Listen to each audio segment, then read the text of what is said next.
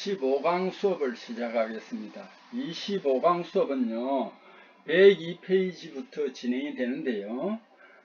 지난 시간에 제가 이 100페이지에 조금 수치를 정확하게 잘못 알아서 다시 내가 이제 그 수치를 정확하게 알아서 여러분에게 이제 수정해서 알려드리겠습니다. 그래서 여러분 잠시 동안이지만 100페이지로 좀 옮겨 주십시오. 100페이지 29번입니다. 연주 생산 반 제품을 한번 봅시다. 여기 조금 수정을 했습니다. 제가 숫자가 좀 잘못 입력이 되어 가지고 슬랩은요, 여러분 책에도 좀 고쳐주세요. 슬랩은 두께가 한 50 내지 350mm 정도 된다고 그래요. 이 숫자는 조금씩 이제 다를 수 있습니다. 그래서 제가 이 숫자를 정확하게 못 외워서 이제 일어난 착각을 했습니다. 그래서 지금 제가 다시 이제 여러분에게 알려드리는 겁니다. 뭐냐면은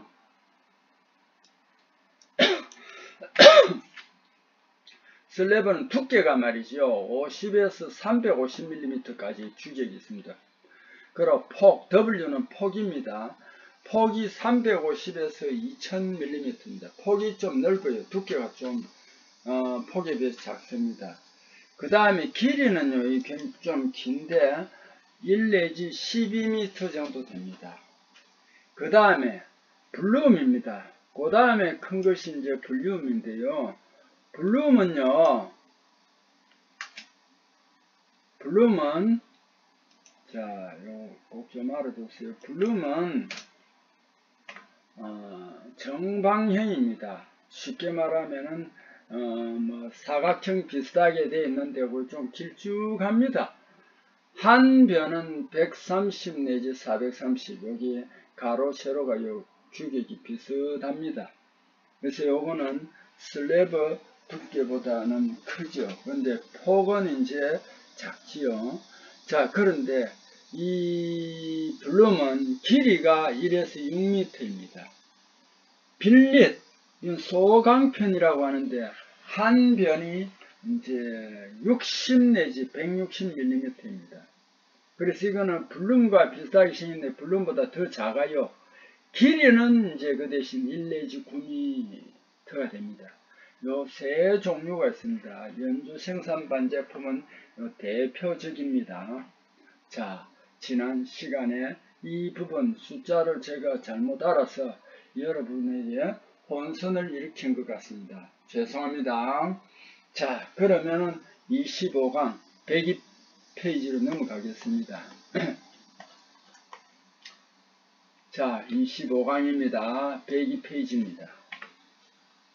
자, 35번 영강에 말이죠. 영강의 기계적 방법이나 탈산제 첨가여 뚜껑을 덮어 리밍 작용을 강제로 억제하여 중심부 편석을 줄인 관계는 우리 뚜껑을 덮었다 이거는 모자를 썼다 이러면 캡트 강입니다. 자, 몇 번 설명을 했는데 킬드 강은요, 알루미늄 SI 등의 강한 탈산제로 탈산한 관계입니다. 여기 굉장히 강력해요. 알루미늄 SI. 근데 알루미늄은 그냥 알루미늄이라고 하는데 SI는 쉽게 말하면 뭐냐면은 요 밑에 있는 페로실리콘이나 같은 말입니다. 여기 이제 성분이 같아요. 자, 알루미늄 SI 등의 강한 탈산제로 탈산한 강입니다. 강괴 제조할 때 녹은 강에 알루미늄 SI 첨가하고 탈산 처리로 영광의 산소 전부 제거하면은 주위에 부어 강계를 만들 때 배출되는 가스가 남지 않습니다. CO라든지 이런 게 남지 않습니다. 아주 조용히 굳습니다. 이 때문에 강계 전체에서 여러 성질이 균일해져서 좋습니다. 그런데 킬드 강을 대형 강계로 만들 때는 상부에서 붓기 때문에 벽에 이게 튀어서 달라붙어서 조금 매끈하지 못한 스플래시가 생길 수 있습니다. 린드강은 반대로 킬드강은 철규소나 알루미늄 첨가하는데 여기 철규소도 실제로는 요렇게 철규소도 이렇게 그어주는 게 좋겠네요. 철규소나 그 다음에 알루미늄 첨가 탈산을 완전 진정시켰지만은 린드강은 말이죠. 린드강은 충분히 산소를 남긴 후 조개하는 동안 그러니까 강력한 탈산을 하지 않습니다. C와 O가 반응해서 CO 반응이 보글보글 일어납니다. 이 리밍 액션이라고 하는데 적당히 부풀어 오르게 합니다. 킬드강 대비 강계 표면이 곱다 이 말은 하주법으로 생산 밑에서 올리니까 강계 표면이 조용하고 킬드강은 대형한테 주로 위에서 부으니까 튀어서 스플래시가 생긴 겁니다. 킬드강 대비 강계 표면이 곱고 분괴 생산 비율도 높아 값이 삽니다. 요즘은 린드강을 잘 생산하지 않는다 그래요. 어차피 성강 일관 제철소에서는 여기에 연속 주조라는 획기적인 공정이 있기 때문에 요즘 이렇게 강계를 잘 만들지는 않습니다. 자, 이렇게 꼭 좀 알아주세요.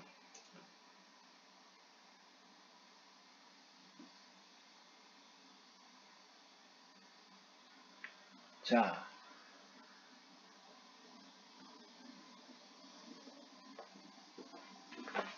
그 다음에 37번입니다. LD 전로 작업할 때 말이죠. 목표로 하는 온도, 성분, 적정 여부 판단할 수 있는 지련 종료점. 지련 종료점은 우리가 이제 현장에서 이건 지련사들이 이제 계산도 하고 이제 경험도 하고 해가지고 이 종료점 지련을 끝내야 되겠다는 지련 종료점의 판단 기준이 아닌 것은 했습니다. 산소 취입량을 이제 어느 정도 했다. 그럼 이거는 이제 취입이 끝났다. 판단할 수 있습니다. 생석기 취입량은 이건 슬래그 만드는 것이니까 여기서는 해당이 없고요. 이 전문가들이 봤을 때 노구 불꽃 현상을 보고도 알 수 있습니다.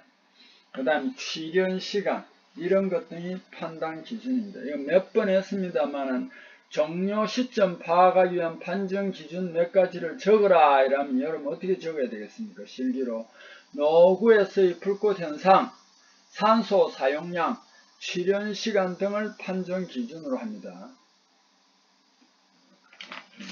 시간 등이 판정 기준이다 이래야 되겠죠.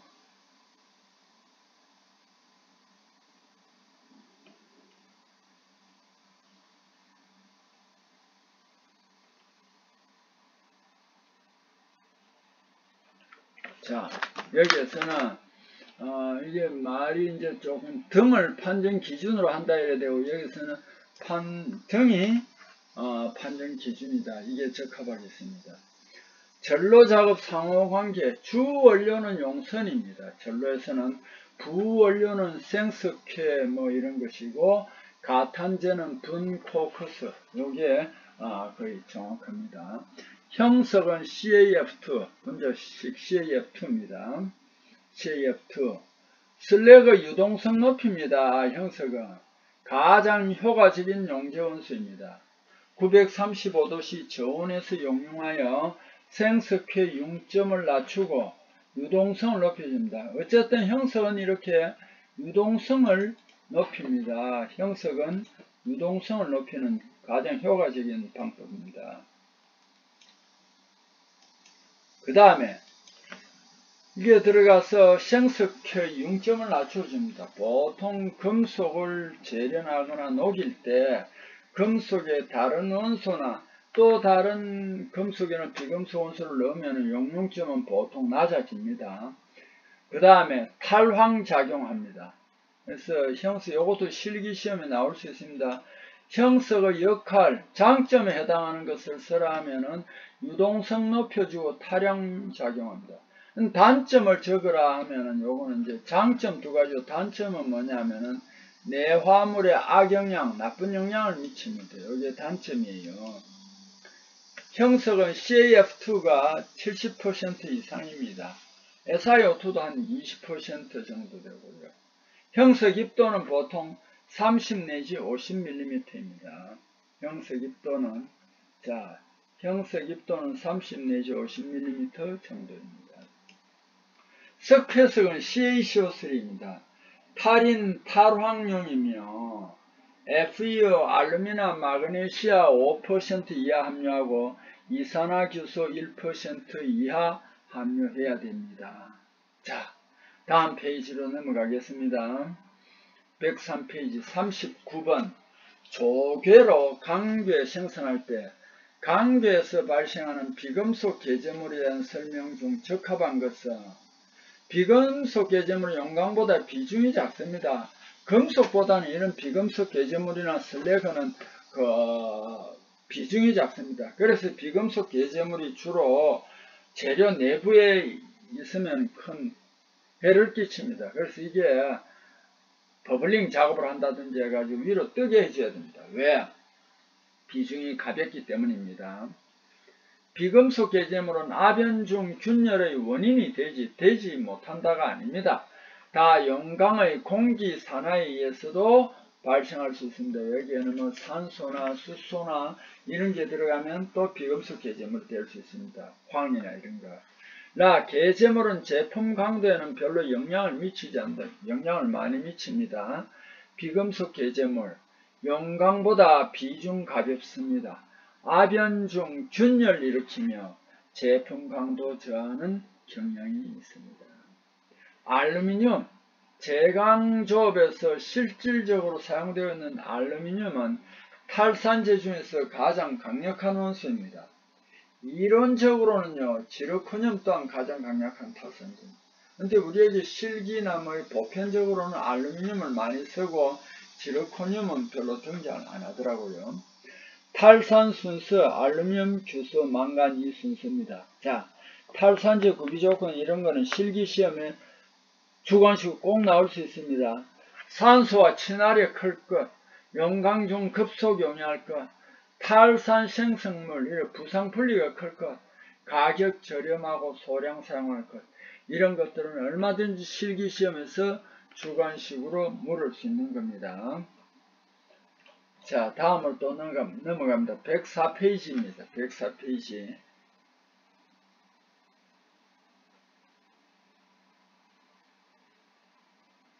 41번 전로내암을 손상 요인으로 틀린 것은 기계적 마모 맞습니다. 이 기계적 마모라는 것은 그 전로에서 이제 용선이나 강을 교반을 합니다. 이게 막 움직이면서 내암물하고 부딪히겠죠. 그래서 생기는 마모를 기계적 마모라고 합니다. 스폴링은 그 내압벽들이 충격이나 여러가지 부식에서 떨어져 내려가는 거. 화학적 침식은요, 용광 성분이나 내암물 성분이 이렇게 이제 반응을 해가지고 침식하는 것을 우리는 화학적 침식이라고 합니다. 슬래그 중의 산화마그네슘 성분에 의한 손상은 아닙니다. 전로내암물 손상은 산화마그네슘으로 손상되지 않습니다. MgO가 돌로마이트에 포함되어 있고 용융점이 높은 성분입니다. 실연초, 녹으로 용선 분출하는 것을 우리는 뭐라고 하냐면 스피팅이라고 합니다. 칠연초 녹으로 용선 분리하는 것을 우리는 스피팅이라고 합니다.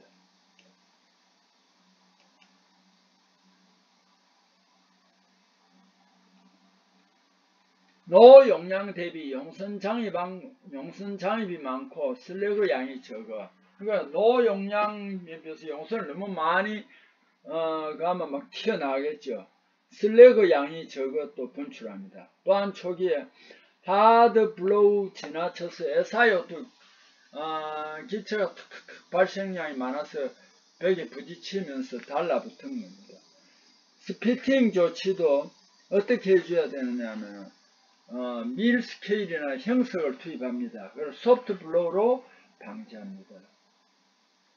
전로 조업에서 슬로핑, 스피팅 발생 현상은 조업 초기 조건에 따라 다릅니다.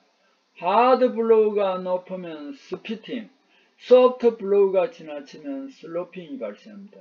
그래서 여기에 잘 조정한다는 게 상당히 어렵습니다.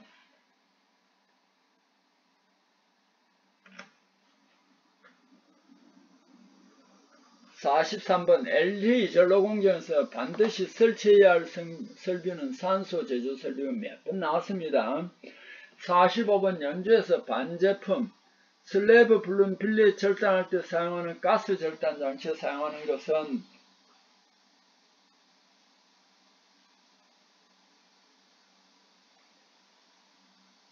여기서 또 이게 지금 45번 요게 또 이제 잘못됐네요. 요거요.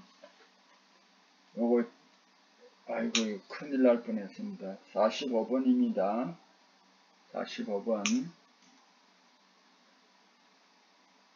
45번에 저 문제 잘지가 좀 잘못되어 있습니다. 사용되지 않는 가스입니다.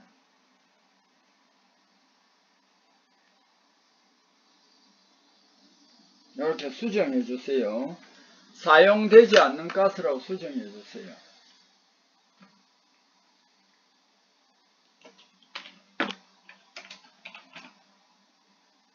사용되지 않는 가스는 이렇게 됩니다. 발생로 가스입니다. 산소 가스, 아시틸렌 가스, 프로판 가스 이걸 대표적으로 사용합니다. 발생로 가스가 아닙니다. 주편 절단 장치는 커팅 머신이고요. 가스 절단은 TCM이라고 합니다. 전단 절단 두 가지가 있습니다. 가스 절단하고 전단 절단 두 가지가 있습니다. 가스 절단은 토치 커팅 머신이고 TCM입니다. 산소, 아세틸렌, 프로펜 가스입니다. 그래서 위에서 아닌 거는 발생로 가스입니다.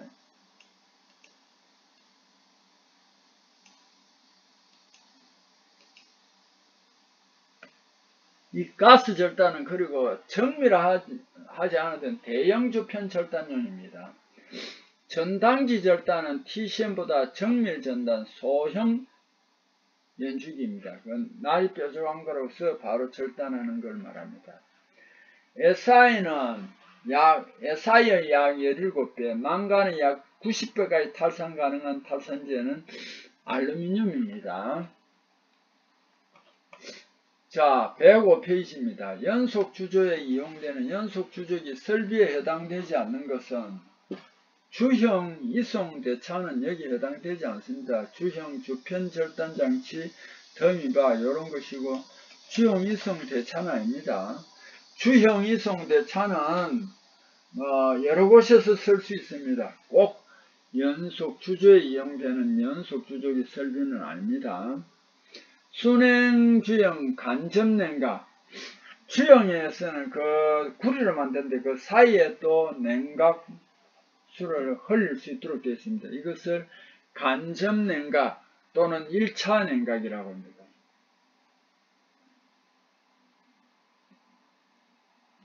더미바는 주형 밑을 막아주고 주편 인발할 수 있고 주편 절단 장치는 크게 TCM과 전단 장치다. 맞죠? 연주기 부속 설비 레이더, 턴빗이, 살수장치, 가이드롤, 핀치롤 등이 이에 속합니다. 연소 방식은 전로 노상 연도부에 보일러 설치하고 가스 연소하여 얻은 1600도 이상의 고압가스 현열을 정지로 회수하는 방식입니다. 그러니까 이게 이제 전로 조업하고 나면은 이제 그 가스가 1600도 이상의 고압가스입니다. 이걸 이제 다른 물 같은 걸 데우면 그 자체는 온도가 떨어질 거 아닙니까? 그럼 물 같은 온도가 올라가겠죠. 그래서 전기로 이제 회수하는 방식입니다. 연소 방식이. 비연소 방식은 전로, 노구, 연도 사이에 가동식 뚜껑인 스커트 설치하여 공기 침입 방지하고 가열하지 않는 CO 가스 바로 회수하는 방식입니다. 이걸 우리는 뭐냐면 밑에 나와있죠. 오지법. 자, 오지법 간략한 순서들을 한번 봅시다. 전로 위에 스커트가 있습니다. 덮었습니다. 스커트를 후드, 노구 사이에서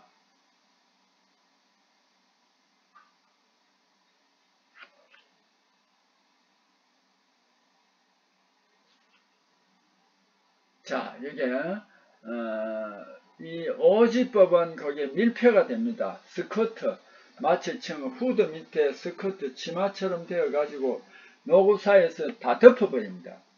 단 IC법은 스커트를 쫙 수백 미터 개방합니다. 그래서 CO가스나 이런 게 나올 수 있는데 CO가스가 많이 나오면 위독합니다. 그래서 IC법은 소량 나올 때 이럴 때 쓸 수 있습니다. 그럼 왜 스커트를 올리느냐 하면은 전문적인 지식으로 그 안에 내용을 보면 이게 전문가들은 정년이 잘 되었는지 안 되었는지 알 수 있습니다. 47번 관계 두부의 CO가스에 의한 리밍 액션 영향으로 입상기포 존재하는 파이프 양이 적고 관계 실술이 좋은 관계는 요거는 중간 단계인 세미 킬드 강입니다. 반진정강 세미 킬드 스틸인데 이 이 강괴 탈산제로 페로망간 외에 페로실리콘, 알루미늄을 적당량 첨가해 림드강, 킬드강의 중간 정도의 탈산을 합니다.